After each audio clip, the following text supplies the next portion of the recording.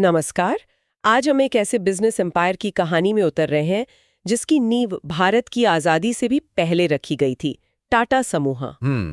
ये सिर्फ एक कंपनी की कहानी नहीं है, बल्कि ये कहानी है कि कैसे एक परिवार ने पीढ़ी दर पीढ़ी न सिर्फ भारत के इंडस्ट्रियल लैंडस्केप को बदला, बिल्कुल, बल्कि एथिक्स और फिलैंथ्रोपी की एक ऐसी विरासत बनाई जो आज भी एक मिसाल है। सही बात है।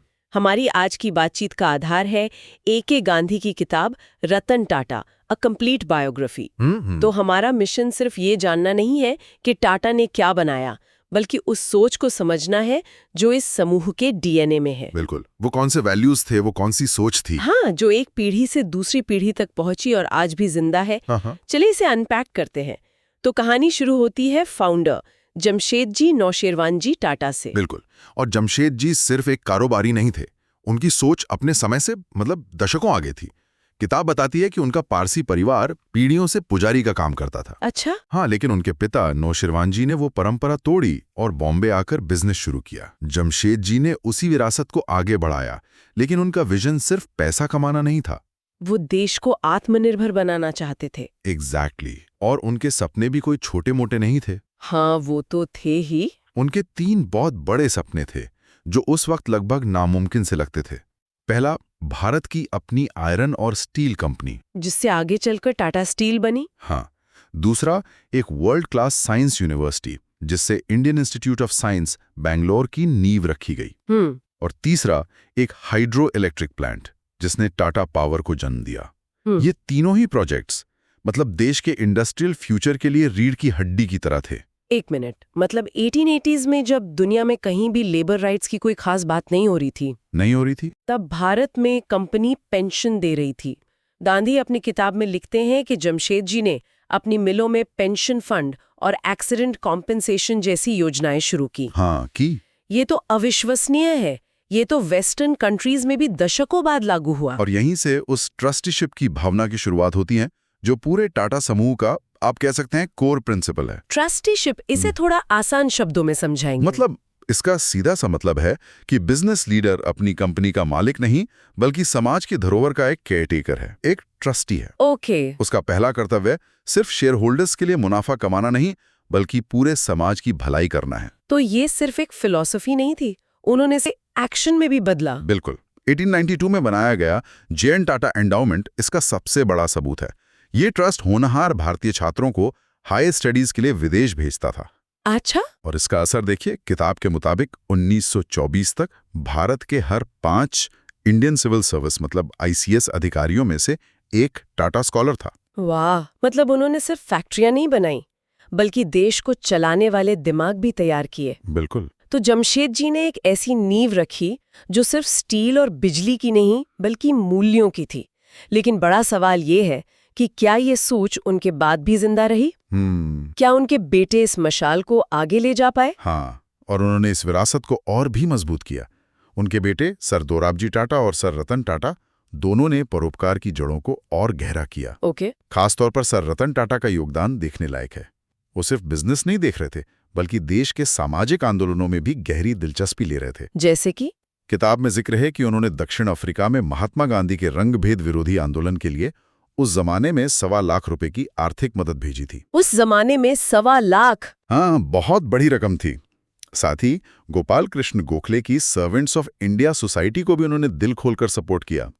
ये दिखाता है कि परिवार खुद को सिर्फ एक इंडस्ट्रियल हाउस नहीं, बल्कि एक नेशन बिल्डर के तौर पर देखता था।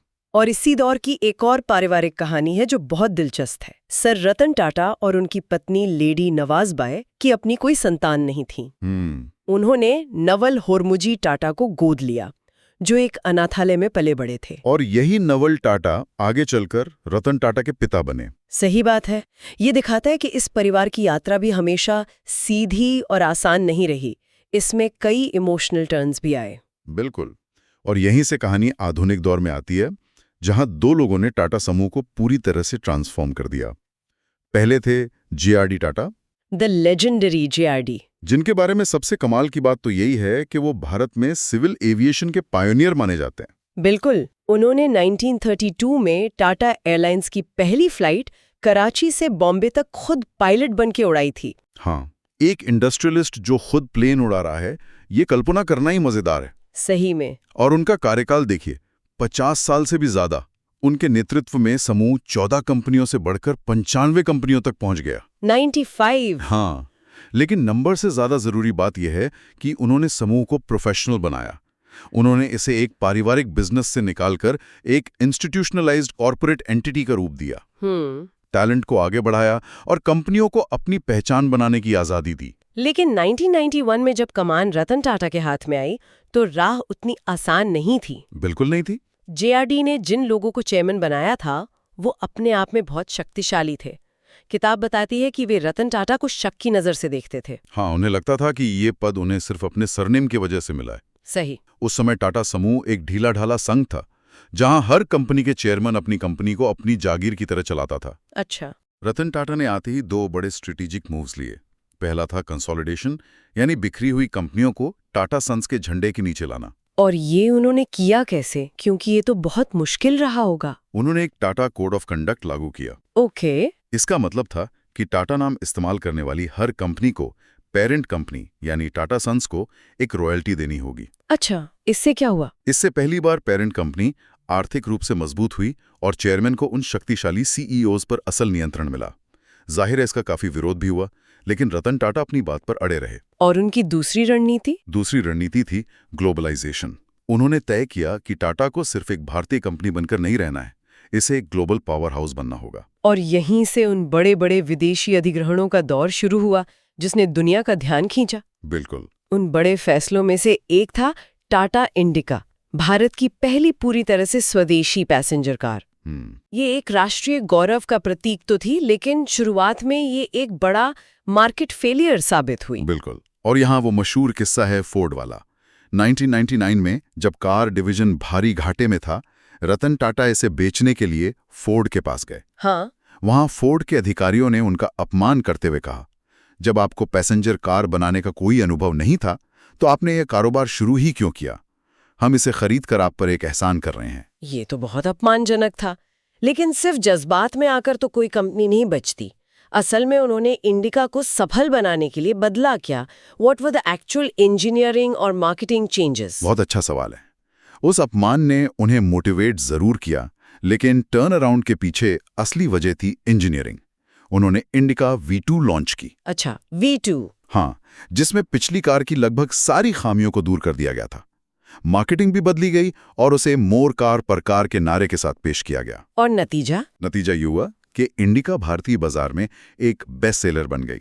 और फिर ठीक 9 साल बाद 2008 में उसी टाटा मोटर्स ने फोर्ड से उनके iconic brands Jaguar, land rover, हाँ, JLR को खरीद लिया। ये इतिहास का एक शानदार चक्र था। और फिर आई नैनो, 1 लाख रुपए वाली लोगों की कार। इसकी प्रेरणा उन्हें मुंबई की बारिश में एक स्कूटर पर 4 लोगों के परिवार को असुरक्षित तरीके से जाते देखकर मिली। यह विचार फिर से समूह के उसी कोर प्रिंसिपल से जुड़ता है, देश के आम लोगों की जरूरतें पूरी करना। बिल्कुल। नैनो एक इंजीनियरिंग चमत्कार थी, लेकिन बिजनेस के तौर पर असफल रही। और इसके साथ सिंगूर विवाद भी जुड़ा। हाँ, पश्चिम बंगाल वाला। जब राजनीतिक विरोध के कारण उन्हें अपना लगभग तैयार प्लांट गुजरात के साणंद में ले जाना पड़ा। इस एक फैसले में हजारों करोड़ का आर्थिक नुकसान था। लेकिन यह उनके दृढ़ इरादे को दिखाता है कि वे राजनीतिक दबाव में झुकने के बजाय प्रोजेक्ट को ही शिफ्ट करना बेहतर समझते हैं। बिल्कुल। और JLR, टेटली चाय और कोरेस स्टील जैसे बड़े ग्लोबल एक्विजिशंस ने टाटा को दुनिया के नक्शे पर ला खड़ा किया। हाँ, लेकिन ये एक दो-धारी तलवार थी। JLR एक बहुत बड़ी सफलता बनी, जिसने टाटा मोटर्स को नई जिंदगी दी। लेकिन कोरेस स्टील का अधिग्रहण, जो उस समय का सबसे बड़ा विदेशी अधिग्रहण था, बाद में समूह के लिए एक बहुत बड़ा वित्तीय बोझ साबित हुआ। इससे ये सवाल भी उठता है कि क्या वैश्वीकरण की इस दौड़ में कुछ फैसले जरूरत से ज्यादा एम्बिशियस थे? ये दिखाता है कि हर बड़ा दांव सफल नहीं होता। इस पूरी कहानी में जमशेद जी से लेकर रतन टाटा तक एक बात साफ है कि ये समूह सिर्फ मुनाफे के लिए काम नहीं करता। किताब बताती है कि टाटा सन्स, जो कि मुख्य होल्डिंग कंपनी है, के लगभग 66% शेयर चैरिटेबल ट्रस्टों के पास है। ये एक चौंकाने वाला आंकड़ा है। और ये सिर्फ परोपकार नहीं है, ये एक बहुत बड़ी बिजनेस स्ट्रैटेजी भी है। वो कैसे? ये यूनिक ओनरशिप स्ट्रक्चर समूह को हॉस्टाइल टेकओवर से बचाता है और मैनेजमेंट को शॉर्ट टर्म मुनाफे के दबाव से मुक्त होकर नैनो जैसे लॉन्ग टर्म विजन वाले प्रोजेक्ट्स पर काम करने की आज़ादी देता है। अच्छा, तो उनका ज्यादातर मुनाफा वापस समाज के कल्याण के कामों में ही लग जाता है। हाँ, इसका सबसे पावरफुल उदाहरण शायद 26/11 के मुंबई आतंकी हमलों के बाद देखने को मिला। उस समय कॉर्पोरेट दुनिया का रिएक्शन आमतौर पर मुआवजा देने तक सीमित होता है। सही बात है। लेकिन टाटा ने जो किया वो किसी भी कॉर्पोरेट प्लेबुक से बिल्कुल अलग था। बिल्कुल अलग। किताब में इसका बहुत विस्तार से वर्णन है और इसे पढ़कर एहसास होता है कि ये फैसले किसी सीईओ ने नहीं बल्कि एक इंसान ने लिए थे। क्या क्या किया था उन्होंने? हमले में मारे गए सभी 80 कर्मचारियों के परिवारों को जीवन भर उनके अंतिम वेतन के बराबर रकम देने का वादा किया गया। जीवन भर? हाँ, लाइफ लॉन्ग। उनके बच्चों की पढ़ाई का पूरा खर्च उठाने की जिम्मेदारी ली गई, चाहे वे दुनिया में कहीं भी पढ़ें। ये तो बहुत बड़ी बात है। पूरे परिवार को जीवन भर मुफ्त मेडिकल सुविधा देने का वादा किया गया। सारे लोन्स और एडवांसेस माफ कर दिए गए। और सबसे बड़ी बात, रतन टाटा ने व्यक्तिगत रूप से सभी प्रभावित 80 परिवारों से मुलाकात की। उस मुश्किल घड़ी में ये एक बहुत बड़ा संबल था। यही नहीं, ट्रस्ट ने सिर्फ टाटा कर्मचारियों ही नहीं बल्कि हमले से प्रभावित दूसरे आम नागरिकों जैसे रेलवे कर्मचारी, पुलिसकर्मी और यहाँ तक कि फुटपाथ पर दुकान लगाने वालों की भी मदद की। हाँ।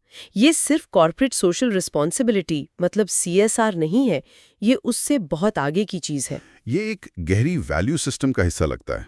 आप इसे कॉर्पोरेट एम्पैथी कह सकते हैं, जो मुनाफे और नुकसान की गिनती से परे है। तो जमशेद जी के आत्मनिर्भर भारत के विजन से लेकर रतन टाटा के ग्लोबल एम्पायर तक ये कहानी एम्बिशन, रेजिलियंस और फिलैंथ्रोफी के एक मजबूत धागे से बुनी हुई है। बिल्कुल। और यहाँ सबसे बड़ा टेक अवे ये है कि कोई भी बिजनेस अपनी बैलेंस शीट से कहीं बड़े मिशन पर चल सकता है। टाटा समूह की कहानी मूल्यों की नींव पर एक साम्राज्य बनाने की एक असाधारण केस स्टडी है। ये दिखाती है कि एथिक्स और सक्सेस साथ साथ चल सकते हैं। बिल्कुल। और अंत में श्रोताओं के लिए एक विचार छोड़ जाते हैं। किताब में रतन टाटा का एक सिद्धांत है, लोग आप पर जो पत्थर फेंकते हैं उनका इस्तेमाल एक स्मारक बनाने के लिए करें। बहुत गहरी बात है। फोर्ड के अपमान से लेकर सिंगूर विवाद तक की चुनौतियों को देखते हुए ये सोचने वाली बात है कि एक लीडर के लिए सिर्फ आलोचना को सहना ही नहीं बल्कि उसे अपनी सबसे बड़ी उपलब्धियों के लिए फ्यूल के रूप में इस्तेमाल करने के लिए असल में क्या चाहिए होता है। वो मेंटल मेकअप कैसा होता है? हाँ, वो क्या चीज़ है जो एक इंसान को ऐसा करने की ताकत देती है, इस पर जरूर सोचिएगा।